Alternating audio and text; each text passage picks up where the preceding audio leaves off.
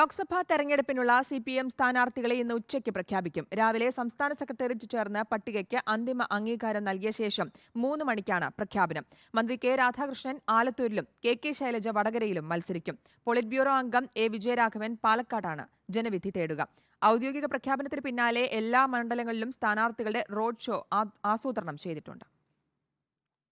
സ്ഥാനാർത്ഥി നിർണയത്തിനുള്ള സംഘടനാ നടപടികളെല്ലാം പൂർത്തീകരിച്ച ശേഷമാണ് CPM ഔദ്യോഗിക പ്രഖ്യാപനത്തിലേക്ക് കടക്കുന്നത്.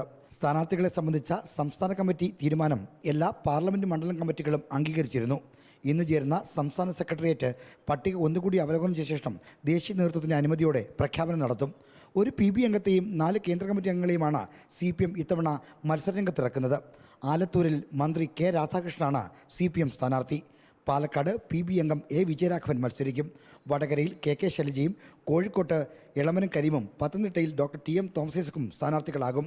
ആറ്റിങ്ങൽ മണ്ഡലത്തിൽ V ജോയിയും കൊല്ലത്ത് M മുകേഷും ആലപ്പുഴയിൽ സിറ്റിംഗ് MP AM ആരിഫും ഇടുക്കിയിൽ മുൻ MP ജോയ്സ് ജോർജും മത്സരിക്കും. എറണാകുളത്ത് അപ്രതീക്ഷിത സ്ഥാനാർത്ഥിയായി വന്ന KJ ഷൈനായിരിക്കും മത്സരിക്കുക. ചാലക്കുടിയിൽ മുൻ വിദ്യാഭ്യാസ മന്ത്രി C രവീന്ദ്രനാഥാണ് CPM സ്ഥാനാർത്ഥി. പൊന്നാനിയിൽ മുസ്ലിം ലീഗ് മുൻ സംസ്ഥാന സെക്രട്ടറി ആയിരുന്ന KS ഹംസയെ മത്സരിപ്പിക്കാനാണ് പാർട്ടി തീരുമാനം. മലപ്പുറത്ത് DYFI സംസ്ഥാന പ്രസിഡന്റ് V വസീഫ് സ്ഥാനാർത്ഥിയാകും. കണ്ണൂരിലും കാസർഗോഡും ജില്ലാ സെക്രട്ടറിമാരാണ് മത്സരിക്കുക.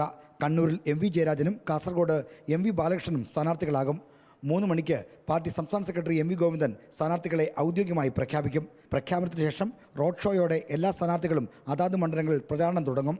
റിപ്പോർട്ടർ, തിരുവനന്തപുരം.